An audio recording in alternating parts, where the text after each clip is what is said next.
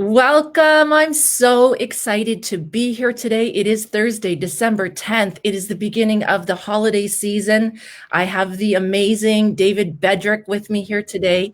I do have to tell you, he's not only just an extraordinary speaker, attorney turned therapist, and the author of some amazing books, one of them called Talking Back to Dr. Phil, Alternatives to Mainstream Psychology. But he also has a brand new book out today. Here are all my little notes. Don't mind those. He has a brand new book out that's just come out December 1st called You Can't Judge a Body by Its Cover. And when I read this book, 17 Women's Stories of Hunger, Body Shame, and Redemption, I thought to myself, every single woman I know needs to read this book. So I want to welcome you all to, I also forgot to mention, I've only ever had 3 therapy sessions in my life. They were with this man, and let me tell you, I can't even believe what I got out of those 3. We might even talk about that today. David, thanks so much for being here with us today. Happy Hanukkah. Thank you. It's a pleasure being here. It's great to see you again. Yeah, great to see you. David, tell me, it's pretty amazing, this book. I think the name had a few changes over the last year. It did. I'd love for you to first tell me what made you decide on the title, because it is a great title. You can't judge a body by its cover. Play on words. I originally was calling it Conditioned to Shrink because of the way sexism says, can't you be smaller? Not just in your body, in your personality, in your voice, in your power, in your happiness. Conditioned to shrink, hungry to grow, playing on the idea that hunger has other meanings than food, but I'm hungry to be myself. So I originally had that, and then I gave the book out. As you know, I gave it to you, and I think 60 women I gave it to, and said, what do you think? And then, gosh, it makes me emotional, that the feedback I kept getting was, oh my gosh, this is so powerful. One woman said, do you know other people reading the book? I don't want to read it alone. Another woman said, I can't read it at night because the stories are too close to my own emotional stories. So they're too upsetting. And I started thinking about that, how potent the stories were. My ideas are good. I like my ideas. But the stories themselves are so potent. And I thought the condition to shrink is like an idea. It's a good idea, but it may not have the punch.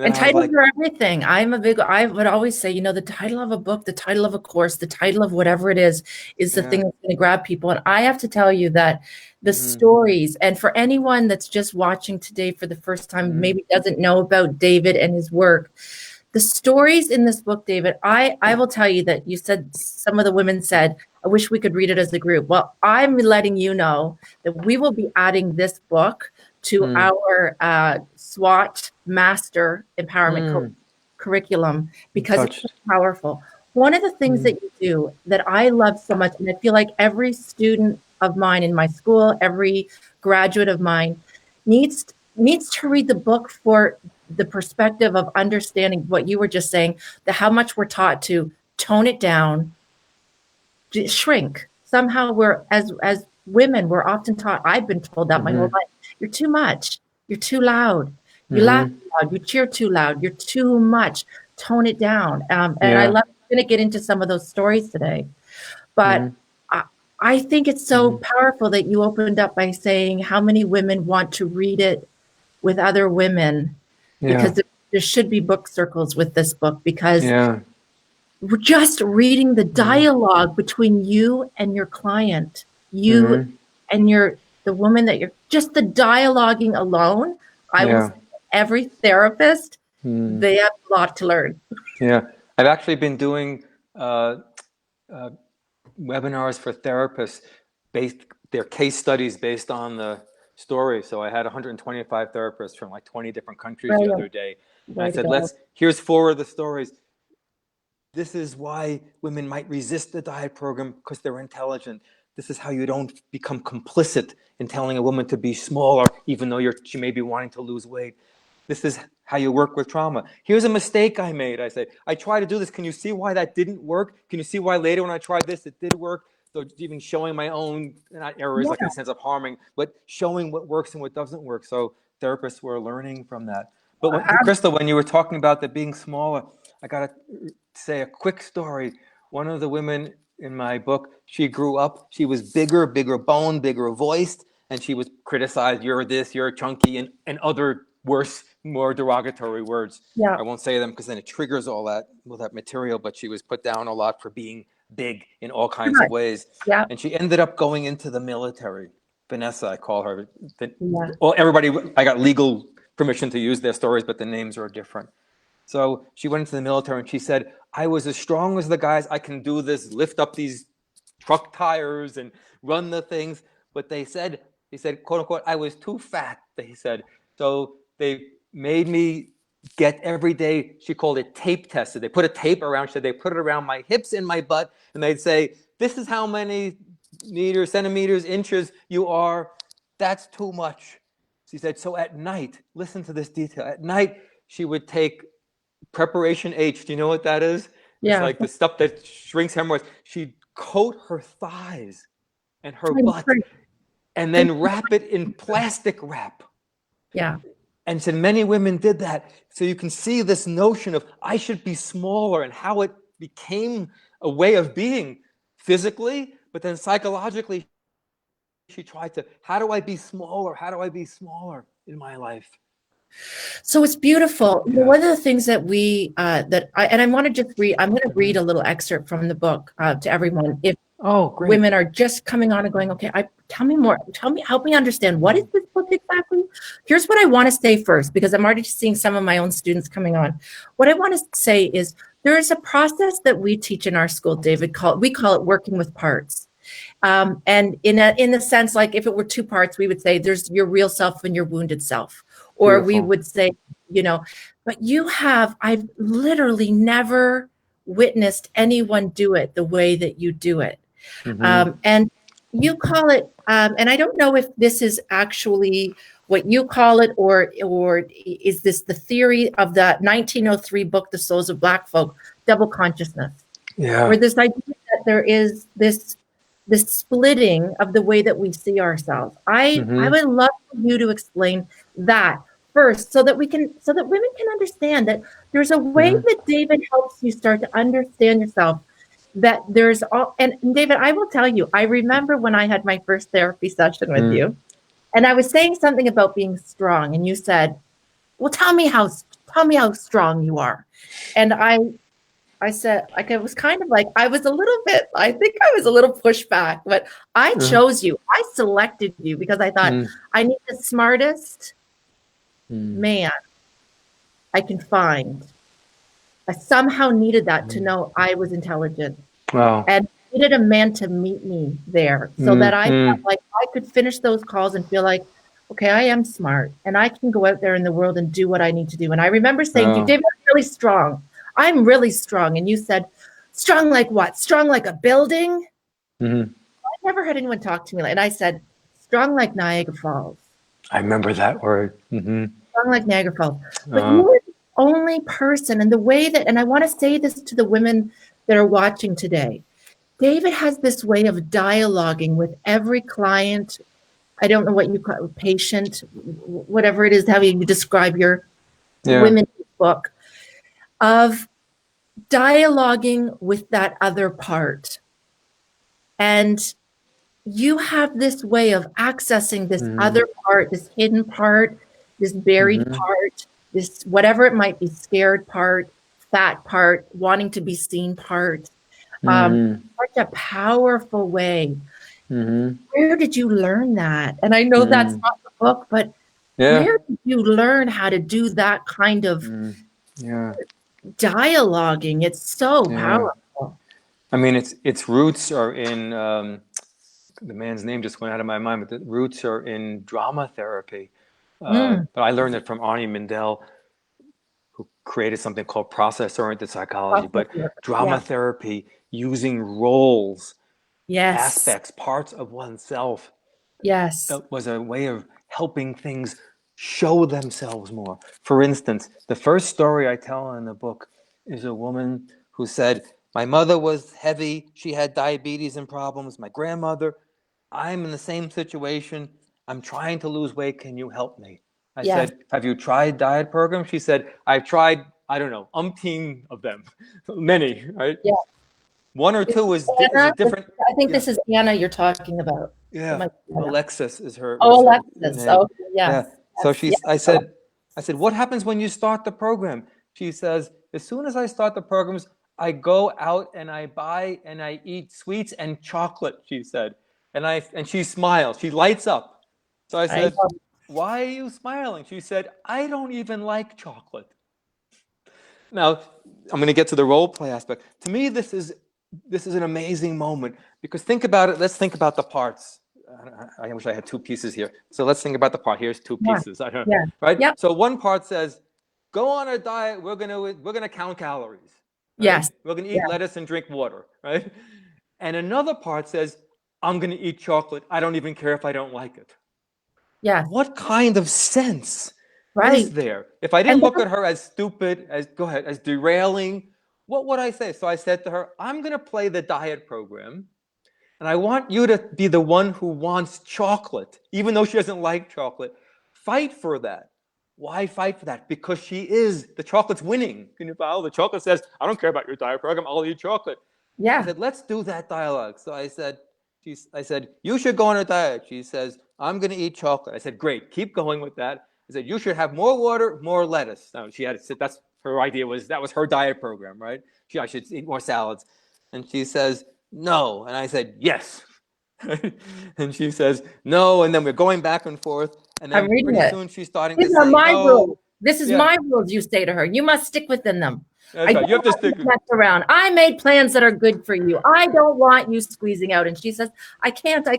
I have to be able to. And she starts to laugh.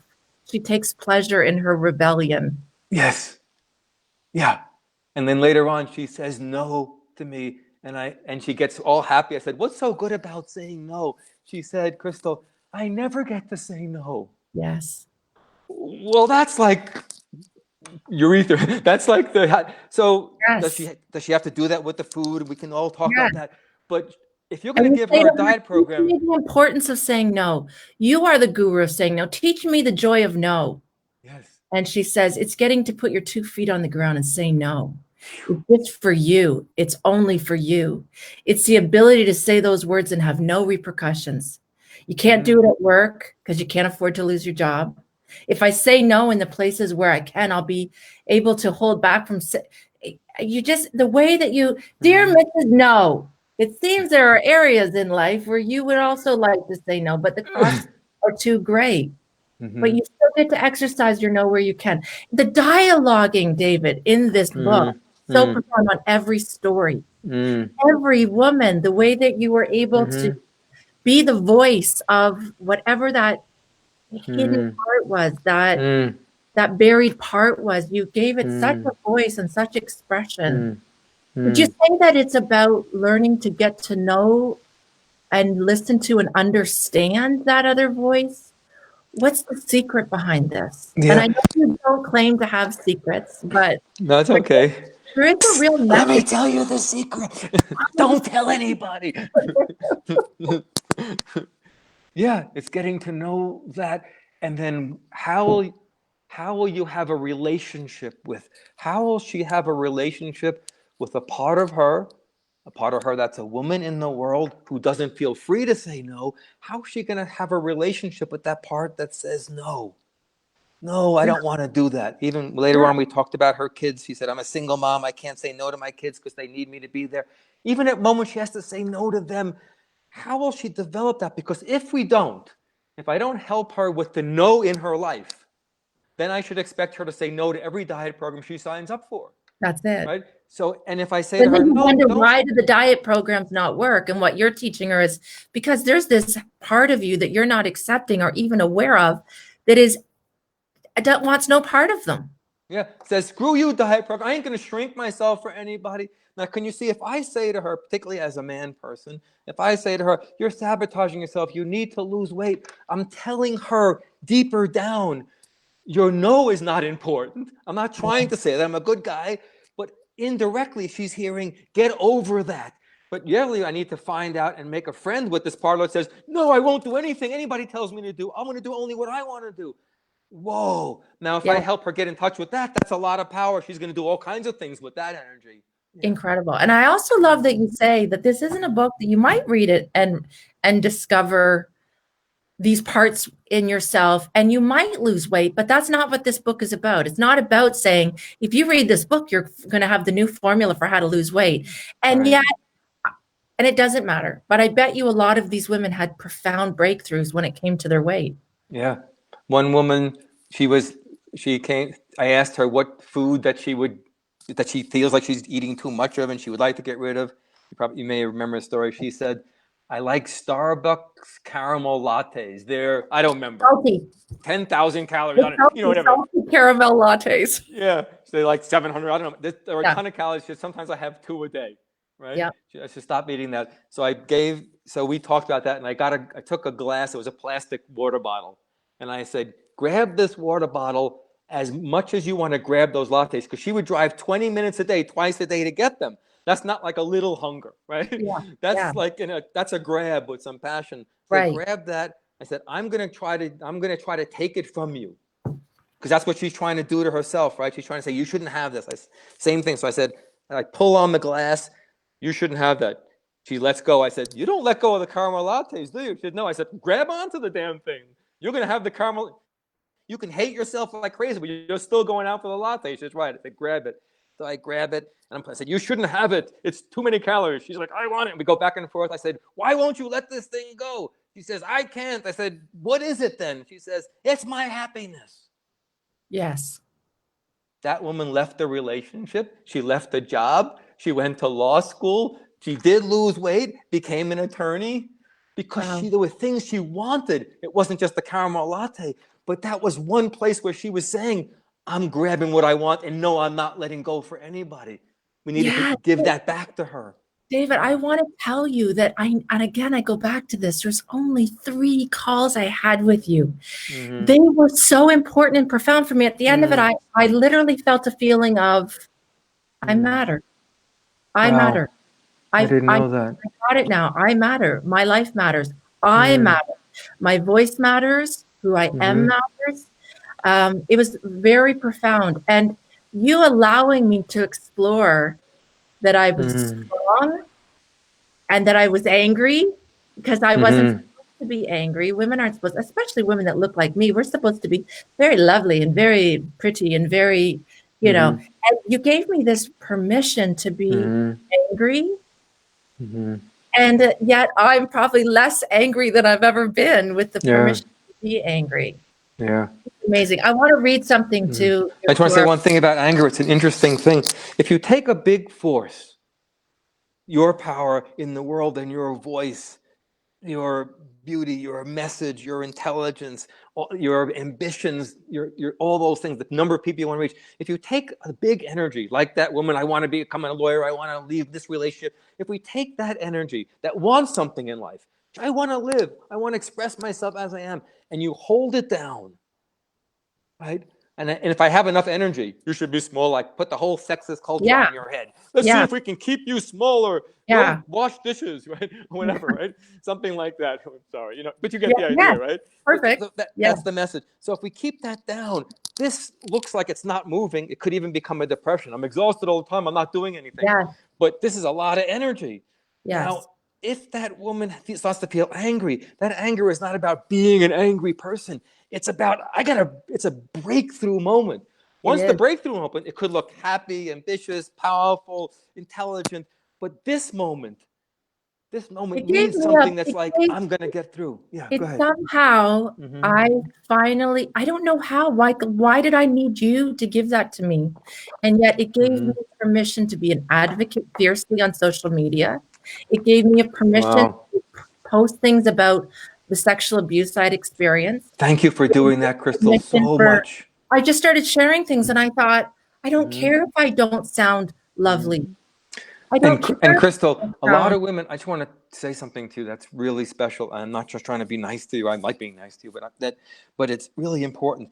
A lot of women who are coming out, trying to bring out their beauty, power, intelligence, all those things, shy away from the mud and muck that they've been through. This is my abuse story. No one wants to hear that. This is the crap, and then try to pretty it up by getting rid of the That's right. alchemy, the dirt that you have to cook in.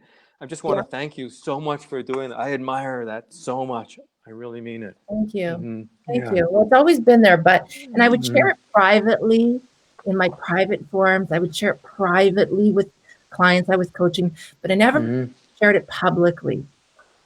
So I want to share with everyone, what if your hunger, that force that pulls you to the ice cream aisle and guides your hand to take seconds when you swore you didn't even feel like having first, reviled, suffered, and deplored, resolution foiling that hunger was the misunderstood sage of your body, rattling its cage inside the fortress of your soul. What if your resistance to dieting, your sabotaging of your plan, your unwillingness to continue yo-yoing on and off again, what if it were a message of self-love, against self-hatred and shame?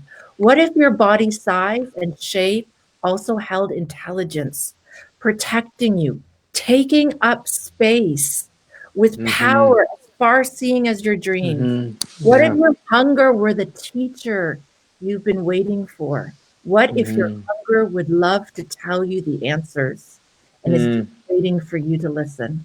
David, so powerful.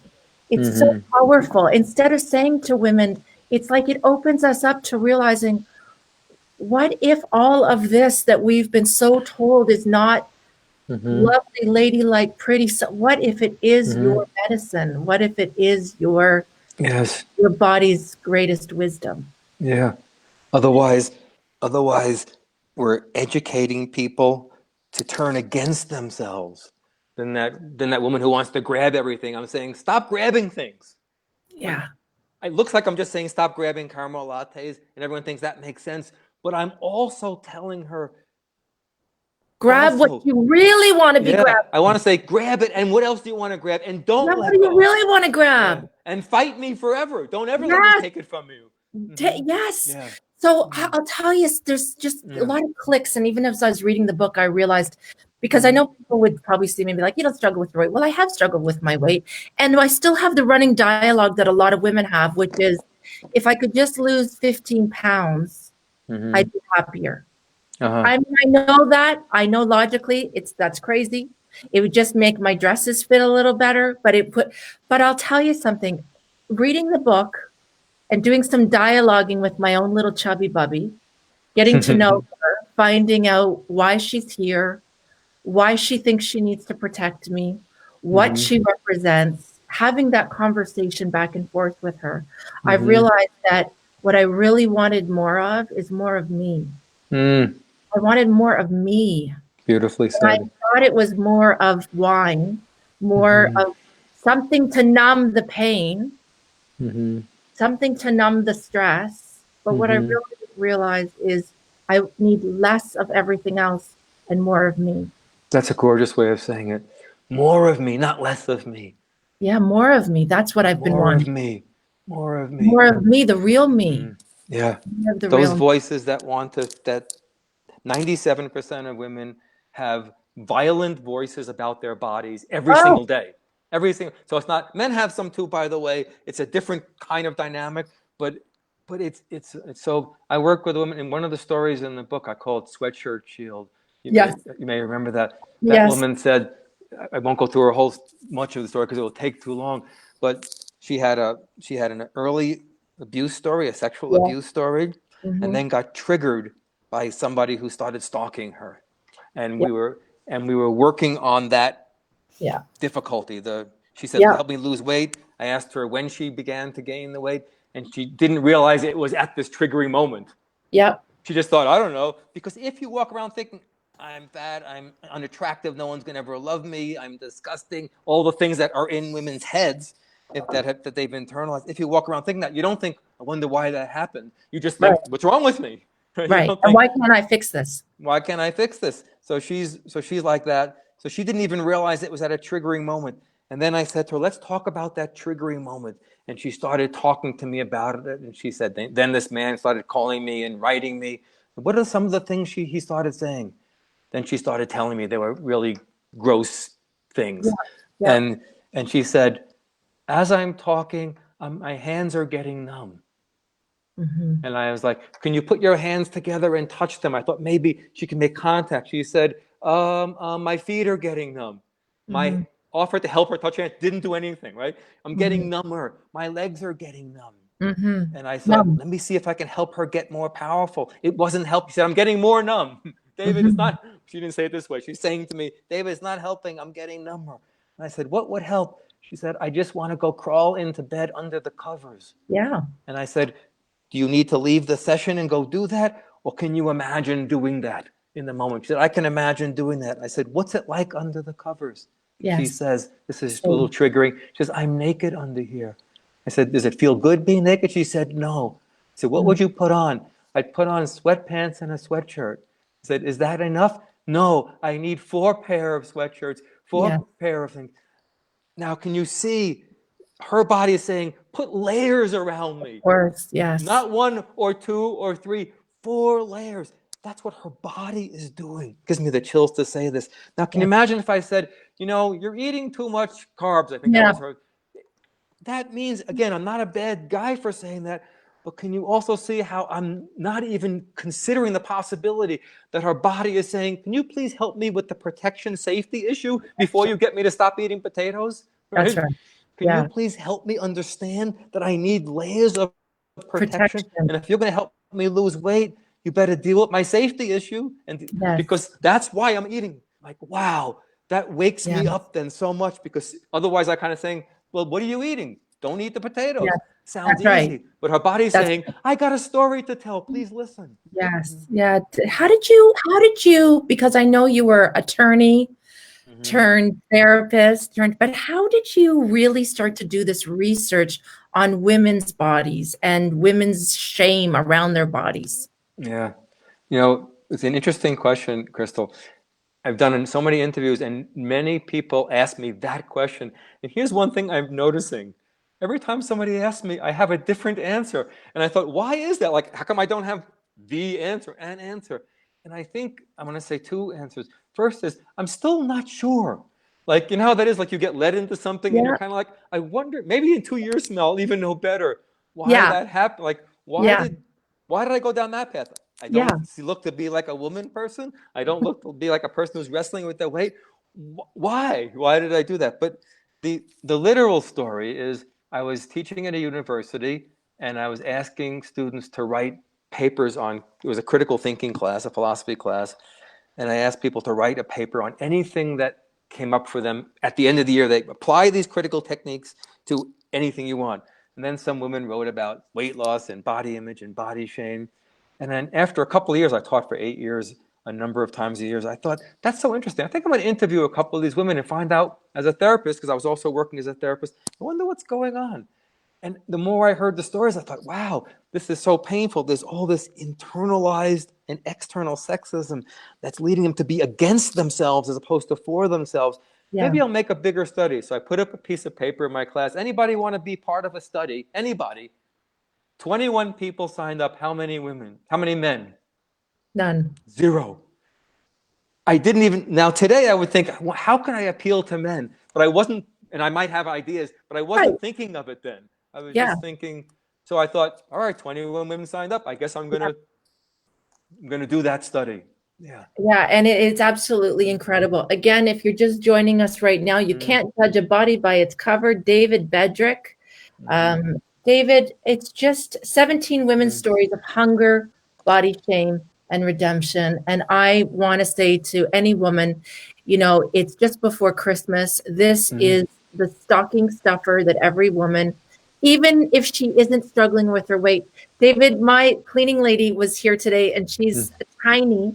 And she actually asked for the book when I was done the interview. Could she have mm, it? I said, absolutely. mm, And I thought, well, no, I don't. I'll have to buy you mm. one because Yeah. I need to keep this You for give my. away my book, Chris. I'm I, never going to talk to you again. I was like, afterwards, I said, yeah, I'll give it to you for Christmas. And then I was like, yeah, no, I can't give it away.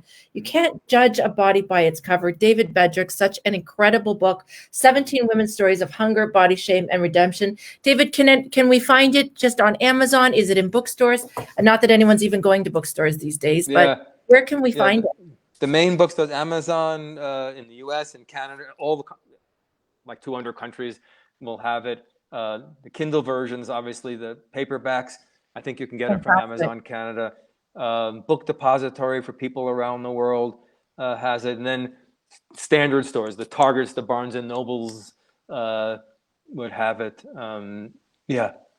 If people look up the title, they'll find it in various Absolutely. bookstores. I really do want to say it is probably one of the most, it's an illuminating therapeutic interviews. You'll witness women discover the secret behind their resistance to diet programs, the beauty of their bodies and hungers, and the redeeming insights of what moves them to reclaim authenticity, power, and grace. It is an inspiring book. I want to thank you so much for writing it. I could keep talking to you. I know we planned for 30 minutes. How about I turn the floor over to you and you can share just your last thoughts on the message that you want to make sure that our viewers take away today.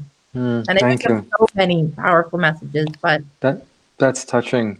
That's touching. I have to just say first, thank you so much for helping get that message out. It's so near and dear to me. I didn't know that because I've written other books, which I felt like were my books.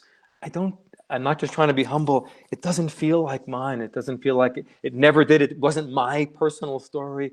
And I'm just helping it get out and have people hear about it, whether they get the book or just listen to the video together.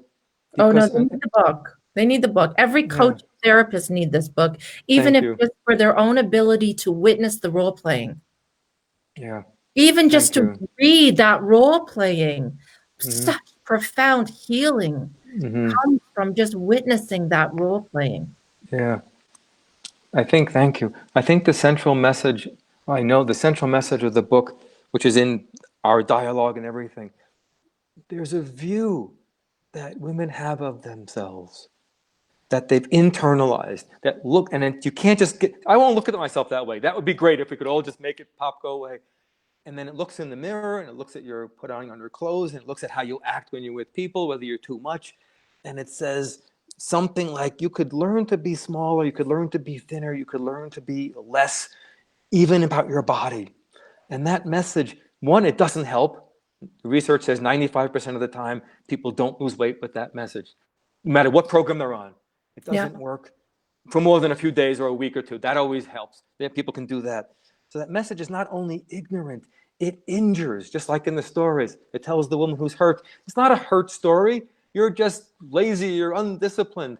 It's not a hungry story. It's just that you can't get it together, right? It's not that you want something in your life and you don't know how to get it yet. You need to grab something more. You need to relax, let go, grab something less. That message goes along with the sexist message. Be less hungry, less demanding, less size. Don't tell your story. Don't share who you are. Don't take up so much space. Don't take up so much space. Don't take so much space up in the world. Yeah. And if we could undo that message and then give people a different lens, your hungers maybe are there because they're important. Your size is there because you're trying to fill up space. Your stories are powerful, can affect your body in the world. If we gave those messages, then we have a different human being inside themselves and then a different woman in the world like you are. I'm going to come out with all this stuff. I'm going to be more of me, as you said. I love that. I love India Elaine Holland Garnett, who wrote your foreword. I know. Crystal, you and David are reaching far and wide. Kudos, deep respect. India Elaine is an amazing woman doing her work in the world as well. David, you're an advocate for not just women. You're an advocate for Black Lives Matter. You're an advocate for gay, lesbian, transgender. I know I said 30 minutes. So one more question. Where do you think it is in you that found this ability? Because you're a white man. Yeah. Yet you're this advocate for all these.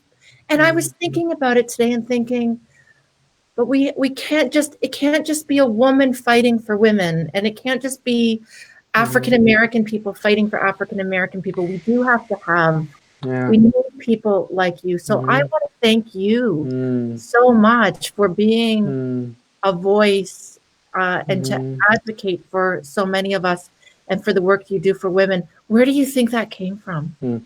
There's two things, Crystal. One, I have my own personal story. I grew up in a violent home, meaning a father who used fists and belts, not just to punish, not that that would be okay, but out of rage, right? So clearly a violent, abusive scene. And then I had a mother who was incredibly disempowered. And so that meant for her her response to that was, it's not so big deal. It's not really happening. Let's make it go away. Let's act like this doesn't exist. And not only, so that affected me, not only my father's violence, but the sort of, let's make believe it doesn't happen. Let's act like everything's fine. Yeah. And that way, I then learned to mother myself that way. David, don't make a big deal about it. That person didn't mean it. Make everything go away. And I had a big reaction to that over my years. Let's not make it go away. Yes. Let's put it on Front Street. Yes. Let's make sure everybody sees it. No, it really is happening. No, I really did get hurt. No, my father's actions were not okay. He should be confronted and changed. No, the culture's actions towards other people, whether it's a Black person or a woman person, also not okay. It shouldn't happen anymore. But I got to say one more thing, because in a few hours for me, Hanukkah starts, and I'm a Jewish man, and not that I'm Jewish, I have to go to temple, but I know something about a Jewish story. And the one thing I know about being Jewish, which was very important to me growing up, is that every year we have a Passover and we tell a story. And in the story, one of the central things of the story is, remember that you were once the other. Remember that you were once the person oppressed, chained, made to do the things you were, enslaved. Don't ever forget that. And that part, not every Jew has that, but that went into my psyche. Remember, you are the other. So when I look at you, I can say there are places where you might feel like other. I should remember that I too felt that way. That's in my bones. It should matter to me. Maybe you're a little bit like me in that way. So that kind of intelligence stayed with my bones as a Jewish person in the world. India Elaine says it's a matter of David's soul. It is soul work. You're doing deep soul work, and soul work can be messy and hard. And it's like you said, it's not all the sweet sunshine and rainbows. It's you really get down in the trenches, and you really help people dig themselves out of the muck. And thank you so very much. Again, I want to let everyone know you can't judge a body by its cover. David Bedrick, this is a must read. I absolutely adore the book. It's powerful beyond measure. Thank you so much, David. Happy Hanukkah. And to everyone that's listening today, happy holidays. I'm celebrating the big 5-0 tomorrow, and this is my last little bit of work, and I'm done. So thank you so much, David. Have an amazing happy holidays. Crystal, if you have a dream tonight, a nighttime dream, send it to me, because birthday dreams have a cyclical message to them. And if I can figure something out about it, I'll say it to you. I will. Thank you. Okay. Thank you so much. Thanks, everyone. If you enjoyed the conversation today, not only do I encourage you to grab a copy of the book, you can't judge a book by its cover, please click the share button on this video, share it with the women and the men in your life, because this is a must read for men and women. And absolutely, if you're a coach or a therapist, a must read. Thank you, everyone. Have an amazing day. Thank you.